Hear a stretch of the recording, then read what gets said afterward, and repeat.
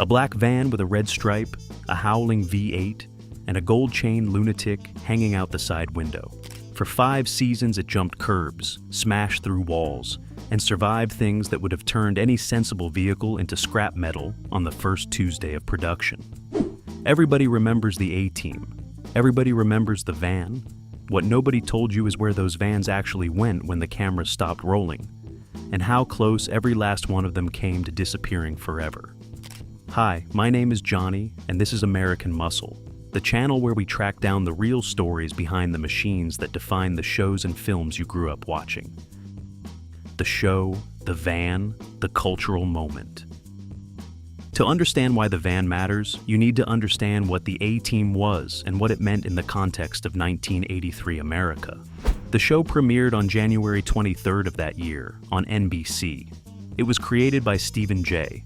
Cannell and Frank Lupo, 2 writers who understood something very specific about what audiences wanted from a primetime action show.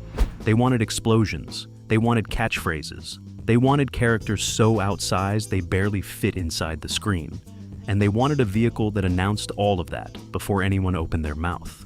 The premise was this: a group of former United States Army Special Forces operatives, wrongly convicted of a crime they did not commit, are now operating as mercenaries out of the Los Angeles underground, helping ordinary people while perpetually dodging the military police unit trying to bring them in. Hannibal Smith, the tactician with the permanent cigar. Templeton Faceman Peck, the con artist with the jawline. H.M. Howling Mad Murdoch, the institutionalized pilot who was simultaneously the most dangerous and most lovable person on the show. And B.A. Baracus. If you just read that name and heard Mr. T's voice, you're in the right place. B.A. Baracus was the character, but the van was his extension, his workshop, his identity on wheels. The show never once treated it as a prop. It was B.A.'s domain in the same way that Alonzo Harris's Monte Carlo in Training Day was Alonzo's domain. You understood the man through the machine. The van said everything about B.A. Baracus before he said a single word. It was blacked out, aggressive, low, and built to absorb punishment, exactly like the man driving it. The A-Team ran for 5 seasons, concluding in 1987. At its peak, it was pulling in over 26 million viewers per episode. It was a genuine cultural phenomenon, in a way that is almost impossible to replicate in the fragmented streaming era. And right at the center of all of it, week after week, was that van. The build. What was actually under that body? Let's talk about what the production was actually working with, because this matters. The base vehicle was a GMC Vandura, specifically the G-Series full-size van that GMC had been building since the late 1960s. And that was, by 1983, one of the most common commercial and utility vans on American roads. Mechanics drove them, contractors drove them, plumbers drove them. In its stock configuration, a GMC Vandura was about as menacing as a piece of beige office furniture. What Universal Television did to it was the cinematic equivalent of a full custom build.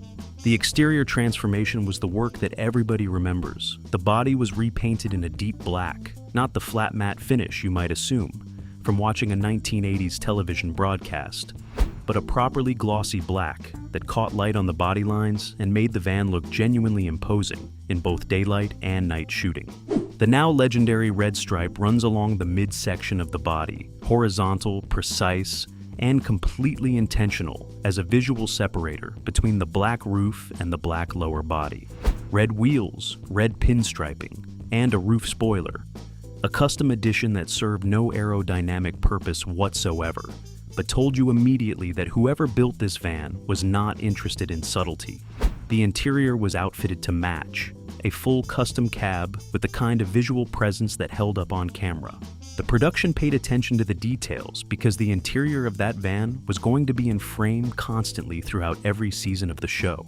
Under the hood, the base Vandura came equipped with a variety of engine options depending on the year and trim, ranging from a 250 cubic inch inline 6 all the way up to a 350 cubic inch V8. The production vehicles were selected and maintained to support the physical demands of a working television production, which in practical terms meant reliable, serviceable, and capable of repeated use across a shooting schedule that ran the better part of 9 months per season. I want to be clear about something here, because the internet has spent 40 years arguing about this. The A-Team van was not a purpose-built performance machine in the way that the Cobra Mercury was built by Eddie Paul with a supercharged Chevy 350 and a functional nitrous system producing over 600 horsepower. This was a television production vehicle. Its job was to look fantastic on camera and survive a shooting schedule. On both counts, it delivered completely. How many vans were actually made here is where the mythology starts and the facts get complicated, because the number of vans used in the production of the A-Team is one of the most debated details in television car history. Ask 5 people and you will get 5 different answers. Ask 5 forums and you will get 37 answers, at least 4 of which will be wrong with complete confidence. The most widely cited figure is 17 vans over the course of the show's 5-season run. That number comes up in enough interviews and production retrospectives that it has become the accepted baseline. And while the exact figure may vary slightly, depending on what you count as a production vehicle versus a promotional vehicle versus a unit that was used briefly and returned, the spirit of it is accurate. 17 is a lot of vans. But consider what those vans were asked to do across 5 seasons of a primetime action show. The production operated on the standard Hollywood model of hero vehicles and stunt vehicles. The hero van was the one you saw in close-up work, interior scenes, any sequence where a camera was going to be in the cabin or tight on the exterior. The stunt vehicles were the ones that took the punishment, the crashes, the jumps, the sequences where the van drove through a wall or over a barrier, or into a villain's base of operations while various bad guys dived out of the way. And here's the thing about a television production versus a feature film. A feature film uses its vehicles for 3 to 6 months. A television show uses its vehicles for 9 months a season across 5 seasons. That is a fundamentally different level of wear. The stunt vehicles in particular were being rebuilt, repaired, and in some cases replaced on a timeline that makes feature film automotive carnage look almost gentle by comparison. So, 17 vans, some hero, mostly stunt, all of them black, all of them striped, all of them working for 9 months a year for 5 years. What happened on set? The A-Team was not a subtle show. This is important context for understanding what the vans actually went through. The production under Universal Television had a practical effects philosophy that was largely standard for the era. Real cars, real crashes, real stunts wherever possible, with safety infrastructure and multiple takes to capture the angles they needed. The stunt coordination team on the show was working constantly, and the van was at the center of almost every major action sequence. It jumped curbs. It sideswiped police cars. It drove through barriers, through fences, through the fronts of buildings. It was loaded onto ramps and sent airborne. It was used as a battering ram in sequences that required multiple vehicles and careful choreography. In one memorable sequence, it was driven at speed through a structure that had been pre-weakened by the production, which is the kind of sentence that makes a stunt coordinator either laugh or wince depending on how the day had gone. There was also the recurring bit. If you watch the show, you know the one. B.A. Baracus and the team were forever being captured, imprisoned, or locked in a workshop with only basic tools and a pile of scrap metal. And every single time, they built something out of that scrap metal that solved their immediate problem. A tank, an armored car, a weapon. Whatever the episode required. Here's the joke that is only half a joke. Those workshop sequences were probably easier to film than the van sequences. At least the workshop sequences didn't require you to go find another Vandura. After the cameras stopped, the show ended its run in 1987, and what happened next followed a pattern that will be familiar to anyone who has spent any time studying the fates of iconic production vehicles. They got sold. Not to collectors, not to museums, not to any kind of institutional archive that might have flagged them for preservation. They got sold the way fleet vehicles always got sold in 1987, which was through whatever disposition channel Universal had available for vehicles that had completed their service life on a production. The collector car market for television vehicles in 1987 was not what it is today. There was no Barrett-Jackson lot card for a working stunt van from a recently concluded network series. There was no online auction infrastructure, no fan community with documented VINs, no preservation advocacy organizations watching the studio disposal pipelines the way they exist now. There was a fleet. The fleet was done. The fleet got moved. Some went to used car dealers. Some went directly to private buyers through studio connections. Some went to the prop houses and vehicle supply companies that existed on the fringes of the Hollywood production ecosystem, and that treated fleet vehicles as inventory to be recycled into the next production that needed something similar. And some, almost certainly, went to junkyards, because that is what happened to most production vehicles in the 1980s when nobody was paying attention. The brutal truth about film and television automotive history is that the preservation instinct almost never kicks in. At the moment, it would actually matter. It kicks in 20 years later when someone realizes what they let go. The survivors, confirmed locations. Here is where the story gets specific, because despite everything I just told you, some of them made it. The most prominently documented survivor is the van on display at Universal Studios Hollywood. Universal has maintained this vehicle as part of their studio tour experience, and it represents the clearest direct line from the production to a confirmed public display. This is the van that hundreds of thousands of visitors have walked past over the decades since the show ended. It is, for most people, the closest they have ever gotten to the actual production vehicle. Now, whether this is definitively a hero van or a stunt van or some hybrid of the two is a question that the documentation does not entirely settle. Universal's institutional memory on the specifics of individual vehicle provenance is not always as detailed as collectors would like. But the van exists, it is verified as a production vehicle, and it is there if you want to see it. Beyond Universal, confirmed sightings in private hands are the harder part of this story. In 2021, a GMC Vandura with documented A-Team production provenance surfaced through private sale channels in the collector market. The documentation on this vehicle included production records tracing its use back to the Universal television production, and the exterior was consistent with a show-used vehicle in terms of its custom bodywork and identifying details. The sale drew significant attention from the fan community and the collector car world, and it moved into private ownership at a figure that reflected both the documented provenance and the cultural weight of what it was. There is also a van that spent time as a promotional vehicle during the show's original run. Promotional vehicles are a specific category in Hollywood production history. They are built to show accurate spec for appearances at events, at sponsor activations, at promotional tours. They are not necessarily the same vehicles used on camera, but they carry the same visual identity, and they were, in some cases, more carefully maintained than the working production vehicles, precisely because their job was to look perfect at events, rather than to survive being driven through a wall. At least one promotional van from the A-Team era has been documented in private hands. The number that is genuinely heartbreaking if you care about this stuff is the gap between 17 vans produced and the number that can be definitively traced today. It is not a comfortable gap. Most of those stunt vehicles are gone, not destroyed on camera in a way you could document and close the file on. Just gone, quietly recycled into the vehicle pipeline and lost. The stolen van story.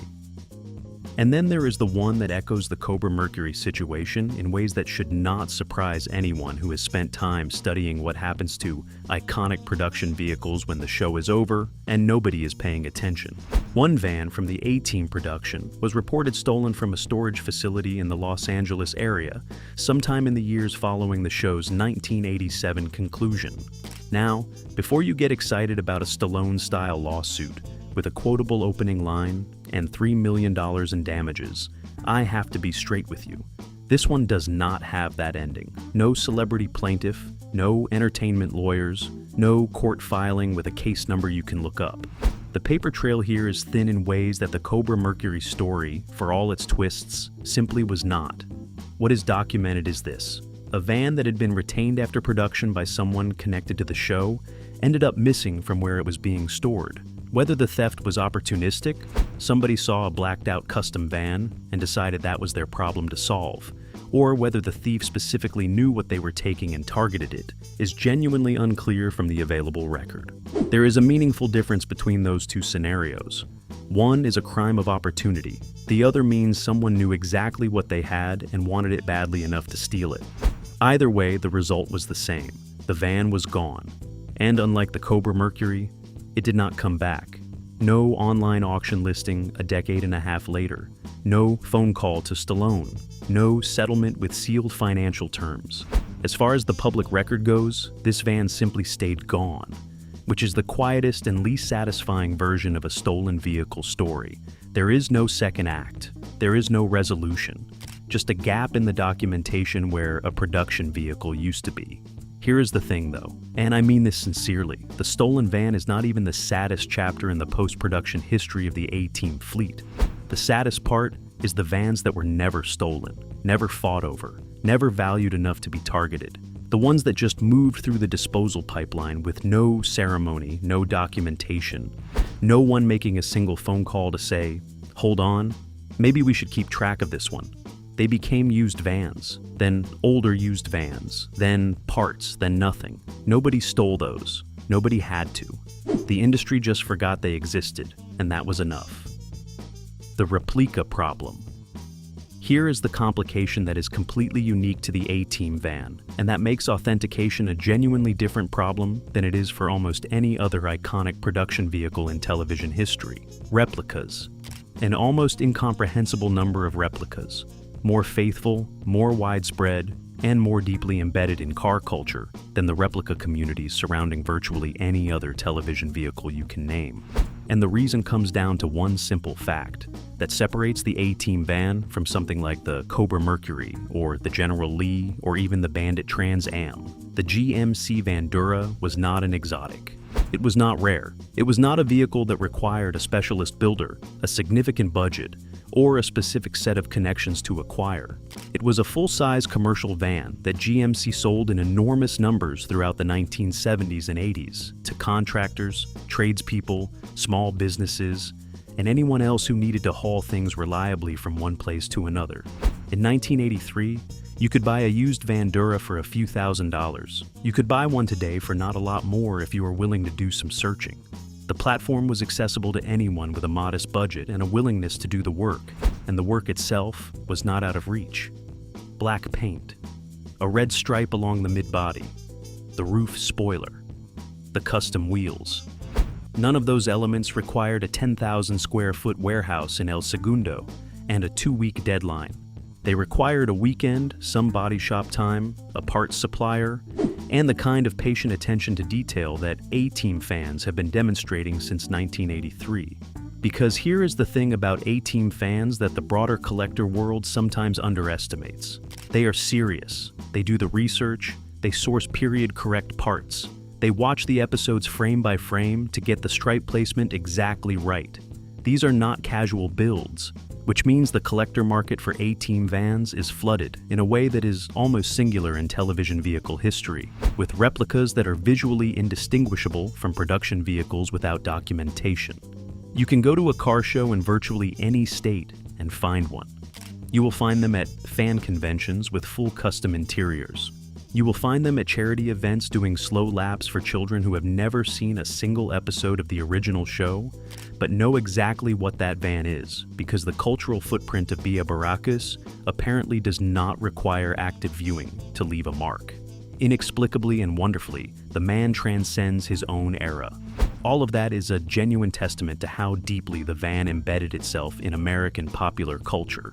A vehicle that inspired that many faithful tributes across 4 decades earned its place in the conversation. It is also, if you are trying to authenticate a legitimate production vehicle, an absolute nightmare. VIN documentation, production records, studio provenance chain, photographic comparison against identifiable production-specific construction details that a replica builder would have no reason to replicate precisely. Without those things, a genuine hero van that spent 5 seasons on a Universal Television production, and a beautifully executed tribute built by a devoted fan in a garage in Tulsa are, to the naked eye, the exact same machine. The paper trail is not a formality in this market. It is the entire argument. The unsolved thread. So, where does that leave us? Out of 17 production vehicles, a small number are confirmed. The Universal Studios display van exists and is accessible. At least 2 private sale vehicles with documented provenance have been traced and accounted for. 1 promotional vehicle is documented in private hands. Everything else is a gap. Somewhere in the gap are stunt vans that survived the production physically intact, and then went through the disposal pipeline into private ownership where they have sat, unrecognized for going on 40 years. This is the Dirty Mary Crazy Larry Charger situation. The car sitting in a Sun Valley backyard with the original paint and the original stripe and the original wheels, owned by someone who apparently has no particular interest in turning it into a museum piece or a conversation. These things happen more than the auction world wants to admit. Not every owner of a historically significant vehicle is interested in its historical significance. The honest answer about what happened to the A-Team vans is this: most of them are gone. A few survive by luck, by the intervention of collectors who recognized what they had, and by the kind of institutional preservation that Universal maintains for its own reasons. And somewhere out there, in a garage or a storage unit or a backyard in the greater Los Angeles area, or somewhere much farther away than anyone would expect, there is almost certainly a genuine production van sitting with no documentation and no one watching over it, waiting to be found. The people who find these things are usually not auction houses or museums. They are obsessives with time and patience and a genuine love for the machines. They are the furious garage equivalents of the television world, digging through production records and cross-referencing VINs and following cold trails across years without giving up. If you are one of those people and you have a lead, the comment section below is open. The trail on at least a dozen of those 17 vans is genuinely cold. We would love to close some of those files. 4.5 decades after the A-Team first rolled onto NBC, the van is still one of the most recognized vehicles in television history. Black, red-striped, and carrying the specific energy of a show that understood exactly what it was and delivered it without apology 5 seasons in a row. The van earned that legacy. And if you ask me, the ones still out there unaccounted for have earned a better ending than a storage unit with no paperwork. If this one hit different for you, drop a comment below and subscribe to American Muscle.